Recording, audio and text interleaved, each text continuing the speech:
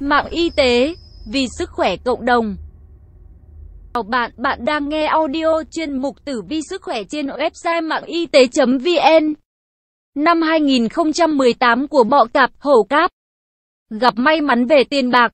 Tử vi cung Bọ Cạp 2018 có sao Diêm Vương tiếp tục ngự trị tại khu vực công việc của Bọ Cạp, truyền cảm hứng cho bạn để tiếp tục cố gắng, nỗ lực. Nhờ đó, tình hình học tập cho đến công việc năm 2018 của Bọ Cạp đều có kết quả đáng kể. 1. Tổng quan tử vi cung Bọ Cạp 2018. Tử vi cung Bọ Cạp 2018. Hổ Cáp, Thiên Yết, Phẩy. Trong năm nay, sao Diêm Vương tiếp tục ngự trị tại khu vực công việc của Bọ Cạp, truyền cảm hứng cho bạn để tiếp tục cố gắng, nỗ lực. Nhờ đó, tình hình học tập cho đến công việc đều có kết quả đáng kể. Bạn tăng sự kết nối hơn với mọi người. Vai trò và vị trí của bạn được công nhận. Cảm giác là người quan trọng khiến bạn thực sự rất tự hào, cảm thấy rất hài lòng về bản thân. Sao Diêm Vương ảnh hưởng rất mạnh mẽ, khiến công việc lúc lên lúc xuống. Nhưng nhìn chung, mọi việc trơn tru, thuận lợi chỉ đến tháng 9. Ảnh hưởng của sao Diêm Vương giảm dần, sẽ gây ra một tác động tiêu cực. Lúc này bạn phải cẩn thận, không nên có những quyết định quan trọng vào lúc này. Tại nơi làm việc, sao Diêm Vương nghịch hành nhắc nhở bạn cần cẩn thận trong các vấn đề thông tin liên lạc. Nên sống chan hòa với mọi người. Duy trì quan hệ tốt đẹp, không nên vì lợi ích riêng mà làm ảnh hưởng tới tiền bạc của người khác. Nếu bạn để cho sự nghi ngờ của họ trỗi dậy, sẽ không hề thuận lợi cho tiến triển công việc của mình trong lai. Bên cạnh đó, Bọ Cạp là người có tầm nhìn xa. Bạn cố gắng thu hút các nguồn lực ủng hộ cho sự phát triển sự nghiệp của bản thân. Khi mọi thứ đã sẵn sàng, nhớ tận dụng sự hợp tác để phát triển. Xem tử vi 2018 của 12 cung hoàng đạo. Năm nay bạn rất nhạy cảm về tiền bạc. Khả năng quản lý tiền bạc được cải thiện và có thể nhờ thăng chức mà thu nhập tăng lên. Với những kinh nghiệm có được, bạn cẩn thận hơn với vấn đề liên quan tới tài chính. Bọ Cạp biết cách tiêu xài hợp lý, không gây lãng phí quá nhiều, đủ để duy trì mức sống cơ bản. Với sự hỗ trợ của sao Kim và sao Mộc, mọi việc khá suôn sẻ, thu nhập ổn định, cân bằng hài hòa giữa thu và chi. Đôi khi Bọ Cạp rơi vào tình huống tiến thoái lưỡng nan. Các cặp đôi dễ xảy ra biến cố nếu không kịp thời nói chuyện thẳng thắn và giải quyết mâu thuẫn. Vấn đề sẽ ngày một chồng chất chờ thời điểm bùng nổ, gây ra thiệt hại vô cùng lớn. Cả hai đều có cảm giác tổn thương và muốn buông tay. Chấp nhận thất bại, dễ rơi vào tình huống tiến thoái lưỡng nan. Năm 2018 của Bọ Cạp, với những ai độc thân bận rộn với công việc nên không quan tâm quá tới chuyện tình cảm. Bắt đầu từ nửa cuối tháng 8 đổ về sau, vận đào hoa mới quay trở lại, mang theo cho bạn những cơ hội mới. Tình trạng sức khỏe khá ổn định, nhưng đôi khi xảy ra tai nạn nhỏ. Việc bạn cần làm là phải lên kế hoạch đảm bảo sự an toàn. Không để cho sự vô ý, vô tứ của mình khiến bản thân gặp họa. Năm nay có lợi cho việc điều chỉnh thể trạng cũng như cân nặng. Ngoài ra chú ý cả việc nghỉ ngơi đầy đủ, để duy trì đủ năng lượng để cơ thể có thể tập trung làm việc, cân bằng cuộc sống. 2. Tử vi cung Bọ Cạp 2018 tình hình công việc. Năm 2018 của Hổ Cáp, sao Diêm Vương tiếp tục hỗ trợ cho sự tiến bộ về sự nghiệp của bạn. Hơn nữa, sự tương trợ từ mối quan hệ tại nơi làm việc cũng như môi trường làm việc tốt, kết hợp cùng sự nỗ lực của cá nhân, cũng tạo cơ sở cho sự phát triển con đường công danh của bạn. Vì thế, nếu đang làm ở công ty, doanh nghiệp với những người không tốt, tầm nhìn công ty gây hại cho nhiều người thì nên nhảy việc. Giải mã bí ẩn mật ngữ 12 chòm sao. Từ tháng 1 đến tháng 4, công việc diễn ra theo kế hoạch đã định. Trong những ngày đầu năm mới, Bọ Cạp đầy tự tin. Các yếu tố bên trong và bên ngoài thuận lợi để thúc đẩy sự nghiệp, các dự án mới. Những kế hoạch, ý tưởng liên tục xuất hiện khiến bạn vô cùng bận rộn. Nhiều việc luôn chờ bạn giải quyết và chỉ đạo. Với ai đang tìm việc, sẽ nhận được lời mời phỏng vấn từ nhiều công ty khác nhau. Bạn có thể quyết định chọn nơi để gắn bó dựa vào phán đoán của riêng bạn. Tử vi cung Hổ Cáp 2018. Từ tháng 5 đến tháng 9, Do tác động của sao Diêm Vương nghịch hành trong khu vực công việc, nên bạn dễ vướng vào những rắc rối, cảm thấy áp lực rất lớn. Mặt tốt của là kích thích tinh thần, thúc đẩy sự tham vọng trong bạn, khi đó bạn làm việc nhiệt huyết hơn, dễ thành công hơn. Lúc này, bạn nên chú ý vào chi tiết và không quên bám theo dự án. Trong các hợp đồng hợp tác, nên chú ý đến chi tiết các điều khoản của hợp đồng để tránh thiệt hại trong tương lai. Từ tháng 10 đến tháng 12, sao Diêm Vương tiếp tục hỗ trợ bạn thoát khỏi tình trạng khó khăn. Sự nghiệp đã đi vào giai đoạn cao điểm, mở ra một cơ hội phát triển tốt, thời điểm thuận lợi và thậm chí có cơ hội để tấn công các thị trường nước ngoài. Đây là một cơ hội tốt cho ông chủ thuộc chòm sao này. Trước khi lấn sang thị trường mới nên cân nhắc kỹ với tình hình hiện tại của công ty. Không nên vì mù quáng và hiếu thắng, nếu không sẽ dễ bị tổn thất. 3. Tử vi cung Hổ Cáp 2018 tình hình học tập. Tiếp nối tử vi năm 2017 của Bọ Cạp. Bước sang năm 2018 của Bọ Cạp.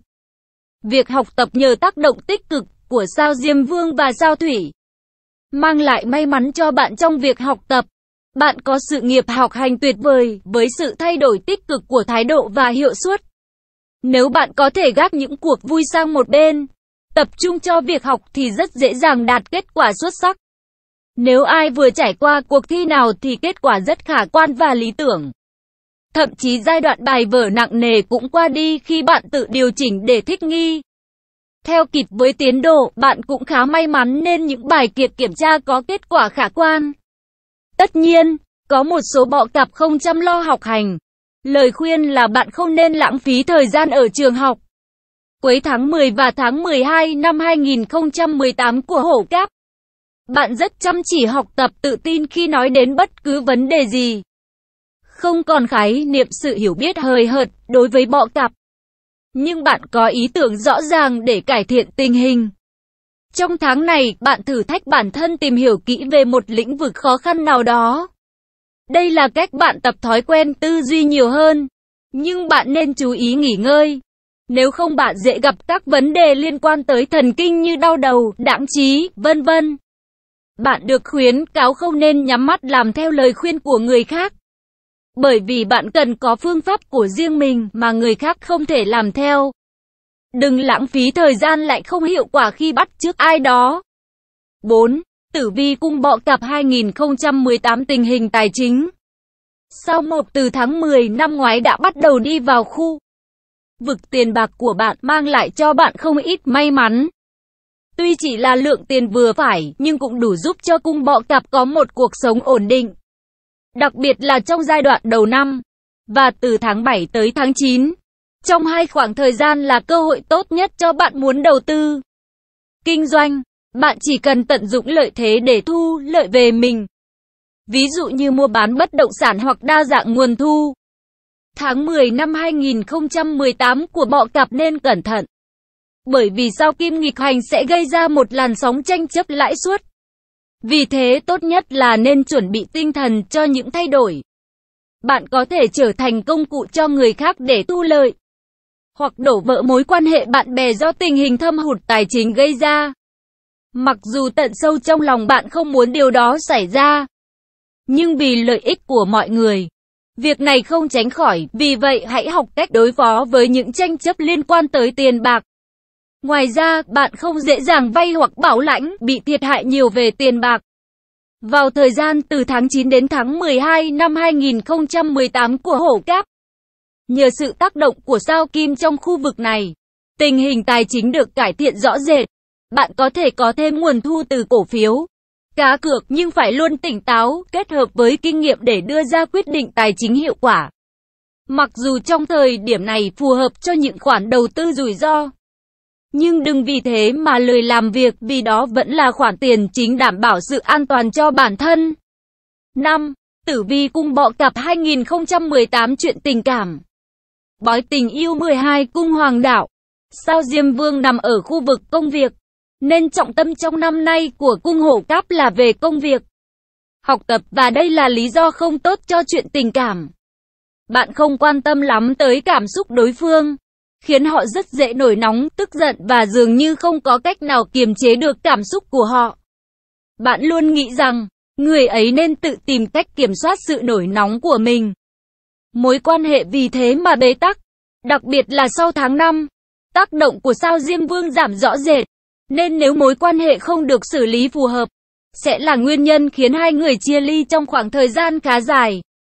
Những ai đã kết hôn, chỉ tập trung kiếm tiền nên cuộc sống hôn nhân lạnh nhạt khiến bạn cảm thấy vô cùng áp lực. Mặc dù đối phương không mang lại cho bạn áp lực nào, nhưng bạn tự thấy có trách nhiệm phải là người gánh vác kinh tế cho gia đình. Điều này thấy rõ nhất ở phái nam. Còn đối với phái nữ nên duy trì sự độc lập kinh tế, duy trì tính cách độc lập. Lời khuyên cho bạn là dù bận thế nào cũng không được lơ là chuyện tình cảm.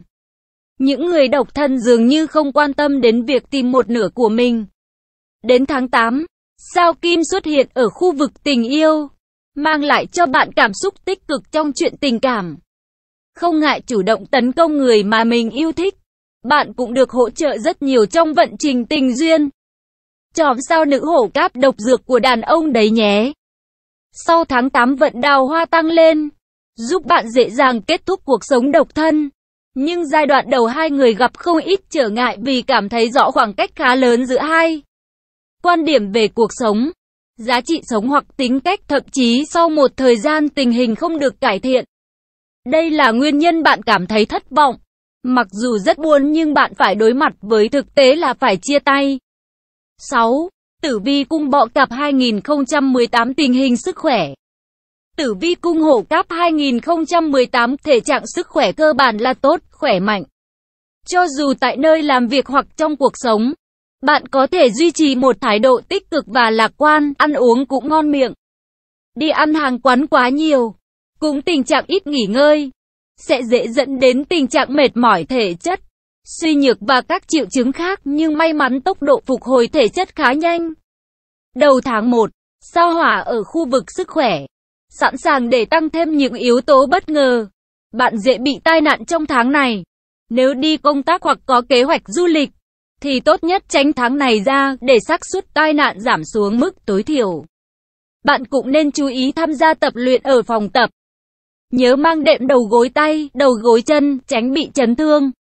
Sau tháng 1, tình hình sức khỏe tương đối ổn định, miễn là bạn chú ý tập thể dục và chăm sóc sức khỏe cẩn thận. Cuộc sống của Bọ Cạp đầy kịch tính, lúc khóc, lúc cười, nhưng trong cuộc bận rộn lại cho bạn cơ hội học cách kiểm soát tâm trạng. Do đó sẽ không cảm thấy quá mệt mỏi. Nói tóm lại, năm nay bạn có nhiều trải nghiệm khác nhau, về cả tâm lý lẫn thể chất, nhưng tình hình chúng không đến nỗi quá tệ. 7. Tử vi cung Bọ Cạp 2018 theo từng tháng. Tháng 1, tử vi cung Hổ Cáp 2018. Tháng này không được may mắn về tiền bạc. Mặc dù công việc của bạn tốt, có tham vọng lớn, nhưng các yếu tố thực tế cho thấy rất dễ bị chèn ép, thất bại là điều không thể tránh khỏi. Tuy nhiên, đừng vội nản lòng vì chỉ là chưa đúng thời điểm. Sắp tới mọi việc sẽ suôn sẻ hơn, thu nhập tốt hơn, nhưng phải biết đâu là đủ, vì nhiều khi bạn đang theo đuổi thành công nhưng sẽ gây ra những tiêu cực khác. Tháng 2, chuyện tình cảm của Bọ Cạp tháng này không được như mong đợi. Không có sự xuất hiện của đào hoa vượng, thậm chí do không thấu hiểu đối phương nên gây ra xích mích. Có người khó chịu với những mâu thuẫn xảy ra. Thêm sự xuất hiện của người thứ ba trong giai đoạn này khiến bạn có những xáo trộn về cảm xúc.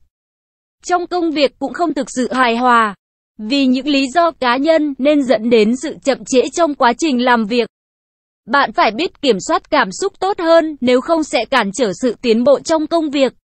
Tháng 3, tử vi cung Hổ Cáp 2018.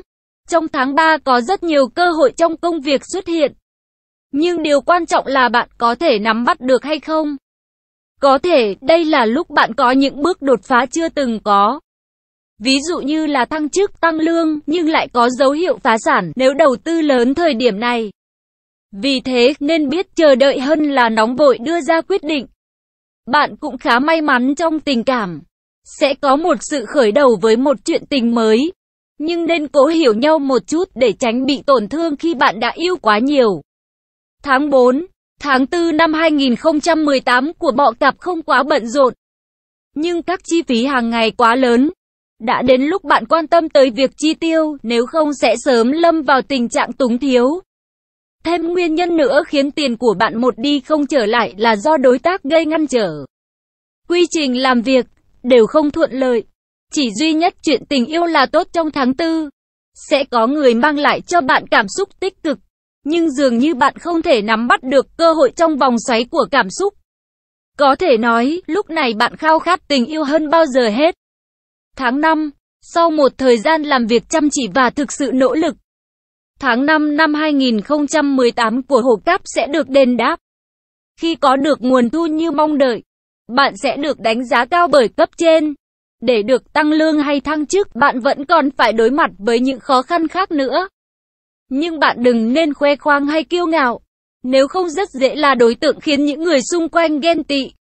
Chuyện tình yêu ổn định quá, nhiều khi bạn có cảm giác mơ hồ và có cảm giác tình cảm đã nhạt nhòa. Tháng 6, chuyện tình cảm của bạn lúc này ngày càng tệ đi. Vì áp lực từ bên ngoài nên bạn không quan tâm tới một nửa của mình đúng mực. Bạn ngày càng thờ ơ và thậm chí có xu hướng tách biệt mọi thứ. Vấn đề này cần được giải quyết nhanh chóng. Nhất là trong hoàn cảnh hai người yêu nhau đã lâu, sắp đi tới hôn nhân. Tháng 7, chuyện tình yêu của cung Hổ Cáp tháng này thực sự ấn tượng. Đào hoa được cực kỳ mạnh. Nhưng bạn nên chú ý quan sát một cách cẩn thận phản ứng của đối phương, kẻo lại gây ra rắc rối. Nguyên nhân tình hình tài chính không được như ý là vì tất cả các kế hoạch công việc đều có dấu hiệu đi xuống. Dường như mọi nỗ lực đều trở thành vô ích. Thậm chí một cuộc nói chuyện vô tình cũng khiến tình cảm đồng nghiệp xấu đi. Tháng 8, tháng này của bọ cạp vô cùng may mắn, thậm chí có một bước đột phá bất ngờ. Mặt khác, bạn nhớ chú ý để đối phó với các mối quan hệ với mọi người, có những kẻ xấu ghen tị với bạn. Tình yêu đã thực sự chín mùi, bạn quý trọng từng giây phút lãng mạn bên nhau. Nếu độc thân, nhớ xác định rõ xem ai là người bạn thực sự cần và cố gắng nắm giữ, kẻo hối tiếc về sau. Tháng 9, trong tháng 9 năm 2018 của bọ cạp có thể gặp khủng hoảng. Đặc biệt, sẽ có tranh chấp với đối tác. Ý kiến bất đồng là nguyên nhân lớn nhất gây trở ngại cho quá trình làm việc. Nhưng bù lại, bạn biết làm thế nào để được đánh giá cao và có cái nhìn bao dung hơn trong cuộc sống. Tiền bạc không được tốt, những gì liên quan đến đầu tư bạn nên bỏ qua trong thời gian này. Lúc này, bạn hãy tìm cách tối đa hóa số tiền của mình. Tận dụng được lợi ích của chúng, tránh tình trạng thâm hụt trong thời gian tới. Tháng 10, tháng này bạn đón chào một tháng nhiều bất ngờ. Bạn thường xuyên được trải qua những cảm xúc ngạc nhiên. Có những người còn được cầu hôn lãng mạn, có những người ngày càng dành tình cảm sâu sắc cho bạn. Những cảm xúc tích cực giúp bạn kinh doanh tốt hơn. Bạn cũng được hỗ trợ của các đối tác nên công việc thuận lợi. Nhưng bên cạnh đó là có người ghen tị với thành tích của bạn. Nếu cần thiết nên đối phó kịp thời, tránh để họ gây cản trở. Tháng 11, tình hình tài chính tháng này rất tốt. Nhưng với các khoản đầu tư bạn nên đặc biệt chú ý đến từng chi tiết để tránh thiếu sót gây ra những hậu quả đáng lo ngại. Nguyên nhân là trong công việc bạn cũng không hợp tác tốt được với đồng nghiệp. Trong tháng này, có những quyết định khiến bạn cảm thấy hối tiếc, vì thế tốt hơn hết cứ tập trung vào công việc, đừng bị sao nhãng bởi những tác nhân bên ngoài. Tháng 12, bạn trải qua những cảm xúc không được tốt, nhưng không dễ dàng để kiểm soát cảm xúc và dễ bị ảnh hưởng bởi tác nhân bên ngoài. Lúc này bạn nên học cách để tin tưởng và hiểu thêm về người yêu. Tình cảm sẽ có khoảng cách nếu hai bạn ít dành thời gian cho nhau. Bạn có vẻ đặc biệt chú ý đến các mối quan hệ của họ nhưng tránh ghen tuông quá mức. Vận may trong tháng này phù hợp để bạn đầu tư, nhớ để ý nắm bắt cơ hội phù hợp. Ngoài tử vi năm, tử vi tháng, tử vi tuần của 12 cung hoàng đạo, mạng y tế liên tục cập nhật nội dung tử vi hàng ngày 12 cung hoàng đạo chi tiết, nhằm mang tới những thông tin và gợi ý hữu ích giúp bạn làm chủ mọi tình huống trong cuộc sống. Nguồn: lịch ngày tốt. Nội dung bài viết đến đây là kết thúc. Nếu bạn có thắc mắc, câu hỏi gì xin hãy chia sẻ bình luận bên dưới bài viết này. Mời bạn hãy đăng ký kênh Mạng Y Tế, chia sẻ bài viết này tới bạn bè và theo dõi thêm những audio tiếp theo. Hy vọng bài viết này sẽ đem lại cho bạn nhiều điều bổ ích. Chúc bạn luôn mạnh khỏe.